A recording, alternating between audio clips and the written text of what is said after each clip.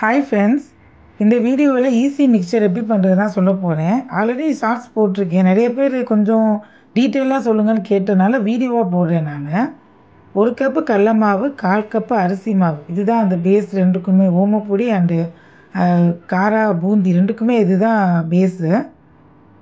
So இதில் கொஞ்சம் மஞ்சப்பொடி, உப்பு, பெருங்காயம் கலந்துருக்கேன். கொஞ்சமாக தண்ணி ஊற்றி பிசைஞ்சிக்கலாம். இதுக்கு முன்னாடி நான் கொஞ்சம் ஒரு ஸ்பூனு ஓமத்தை வெந்நீரில் போட்டு ஊற வச்சுருந்தேன். இப்போ அதையும் வடிகட்டி அதையும் சேர்த்து நல்லா பிசைஞ்சிக்கலாம். கெட்டியாக பிசையணும். இதை பாருங்கள், ஓமத்தை போட்டு அந்த தண்ணியை மட்டும் வடிகட்டி எடுத்துக்கலாம். நம்ம பேஸே இது தான். இதுலேயே கொஞ்சம் கலந்து நம்ம காரா சேவும் பண்ணிக்கலாம், காரா பூந்தி பண்ணிக்கலாம்.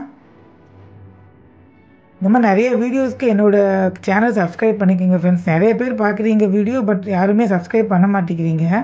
கொஞ்சம் என்கரேஜிங்காக இருக்கும் எனக்கும். சப்ஸ்கிரைப் பண்ணிக்கோங்க. இந்த மாதிரி கெட்டியாக பிசைஞ்சிட்டு அதை முறுக்குடக்கில் ஓமப்பொடி இது இருக்கும் இல்லையா, அதில் அச்சில் போட்டு இந்த மாதிரி நல்லா சூடான எண்ணெயில் பொரிக்கணும். நல்லா சூடாக இருக்கிற எண்ணெயில் தான் போடணும். சீக்கிரமாக இது வெந்துடும்.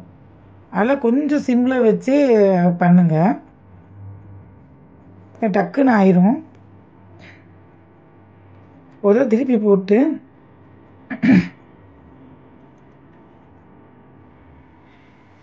எடுத்துடலாம்.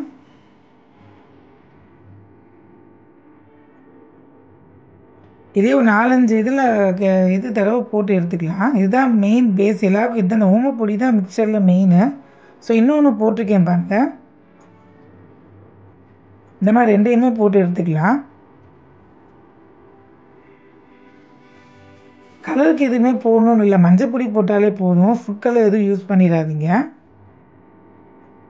இந்த மாதிரி ஒரு 7-8 நான் போட்டு வச்சுருக்கேன். நெக்ஸ்ட்டு அதே பேஸ் தான், அதே கடல மாவு அரிசி மாவு தான். நீங்கள் ஃபஸ்ட்டே நிறையா குவான்டிட்டி போட்டு பண்ணியிருந்தீங்கன்னா கொஞ்சம் தண்ணியும் மிளகாப்பொடி மட்டும் போட்டுக்கலாம், போதும். நான் செகண்ட் டைம் பண்ணுறேன், அதே அளவு தான் எடுத்திருக்கேன்.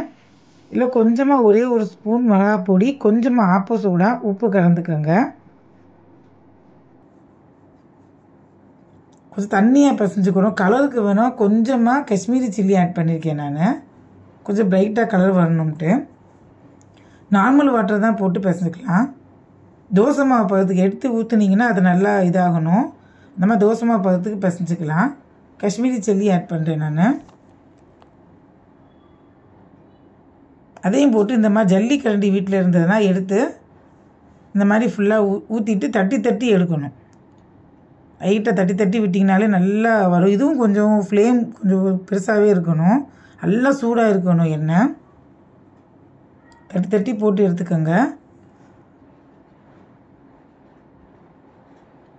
ரொம்ப தண்ணியாக ஊறக்கூடாது, ரொம்ப இதாக ஊறக்கூடாது, கெட்டியாக கரெக்டாக தோசை மாவு பதத்துக்கு இருக்கணும். அவ்வளோதான், இதுவும் ஆயிடுச்சு. ஒரு சிம்பிள் மிக்சர்னும் போது இந்த காரா பூந்தியும் ஓமப்பொடி மட்டுமே போதும். அதிலே கொஞ்சம் கருவேப்பிலையும் பூண்டும் வறுத்து போட்டிங்கனாலே, கொஞ்சம் மிளகாப்பொடி போட்டு நல்லா இது பண்ணி வச்சிங்கனாலே அதுவே சிம்பிள் மிக்சர் போதும். நான் எக்ஸ்ட்ரா சில இதெல்லாம் ஆட் பண்ணியிருக்கேன். உங்களுக்கு வேணும்னா ஆட் பண்ணிக்கோங்க, இல்லாட்டி வேண்டாம். இல்லை ஃபஸ்ட்டு கொஞ்சமாக அவுள் பண்ணியிருக்கேன், ஒரே ஒரு 1/2 கப்பு பண்ணியிருக்கேன், அவ்வளோதான்.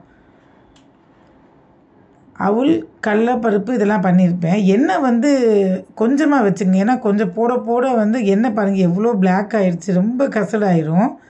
மேக்ஸிமம் மிக்சர் பண்ணும்போது நீங்கள் எண்ணெயை கொஞ்சம் கம்மியாகவே வச்சுக்கோங்க.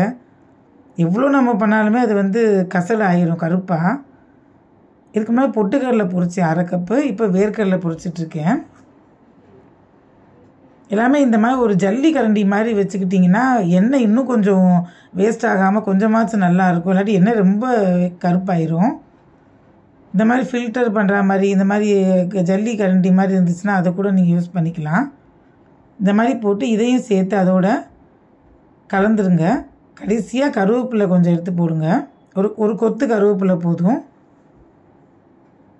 அப்புறம் பூண்டு கொஞ்சமாக நான் தட்டி போட்டிருப்பேன். உங்களுக்கு வேணும்னா பூண்டு போடுங்க, இல்லாட்டி அவாய்ட் பண்ணிக்கோங்க பிடிக்காதவங்க. லாஸ்ட்டாக கொஞ்சமாக உப்பு, சில்லி பவுடர் பார்த்து போட்டு, ஏற்கனவே அதில் கலந்துருக்கோம் நம்ம. பார்த்து போட்டு இப்படி நல்லா இது பண்ணி விட்டிங்கன்னா, குளிக்க வச்சிட்டிங்கன்னா சூப்பராக இருக்கும் இந்த மிக்சரு. பசங்க வீட்டில் இருப்பாங்களா சம்மர் டைமில், அவங்களுக்கு எதாவது கொடுக்கறதுக்குன்னா இது ஈஸியாக எடுத்து கொடுத்துக்கலாம். தேங்க்ஸ் ஃபார் வாட்சிங்.